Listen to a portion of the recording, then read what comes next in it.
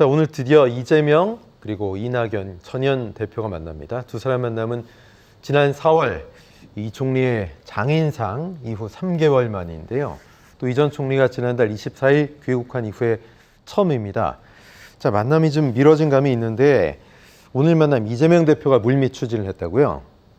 아무래도 이낙연 전 대표가 귀국했으니까 네. 먼저 전화를 했고 이제 오늘 만나지만은 뭐 이러쿵저러쿵 얘기하는데요. 결국 두 분이 국민이 바라는 대로 민주당원이 바라는 대로 통합하자. 네. 단합하자.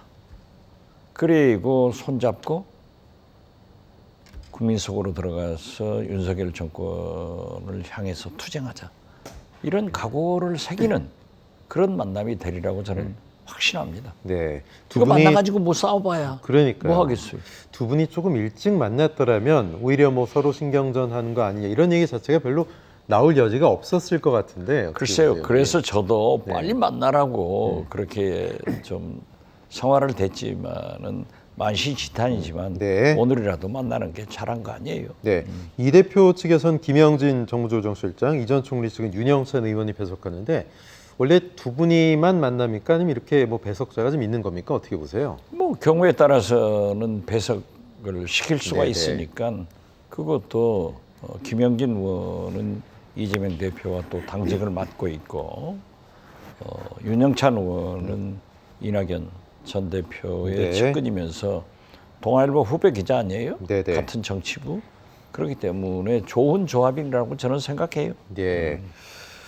과연 두 분이 만나서 어떤 이야기가 오갈지 이게 좀 관심인데 사실 두 분의 만남 자체가 의미가 있는 것이지 두 분이 뭔가 의제를 갖고 논의하거나 심각한 얘기를 하고 결론을 낼 그런 성격이나 시점은 지금 아니잖아요. 그렇죠. 네. 도둑질도 너무 빠른 거지. 지금 현재 윤석열 대통령이 나라를 얼마나 분탕질하고 있어요. 네. 영부인은 부동산 투기하고 원희룡 장관은 자기가 총대를 매가지고 백지화시키는데 그게 왜 백지화됩니까? 예타한 대로 원안으로 가야지. 그래서 경기도 양평의 고속도로 가지고 저기 전라도 해남 땅끝 마을에서도 네. 경상도 울릉도에서도 분열되는 소리가 쫙쫙 들려오잖아요. 네. 마치 가뭄에 논 갈라지는 소리가 지금 우리 국민들이 분열되는데 이러한 것을 윤석열 대통령이 원희룡 장관한테 맡겨버린 그거 알아서 해라. 이건 또 옳은 방법이 아니죠. 네. 그러면 원희룡 장관 독자적으로 한 결정이자 판단이었다고 보시는 거예요? 저는 그렇게 보지 않습니다. 네. 저는 원희룡 장관이 그러한 것을 알고 김건희 여사에게 윤석열 대통령에게 총대를 한번 매줬다. 그런데 오늘 지금 저도 유튜브 고발 뉴스에서 네. 나온 거 보니까 이상호 기자라고 저도 잘 알아요. 전 MBC 기자인데 아마 고발 뉴스에 가 있나 봐요. 네네. 원희룡 장관한테 왜 정치 생명 건다고 이런 질문을 하니까 이 놈자를 쓰면서 화를 내셨네.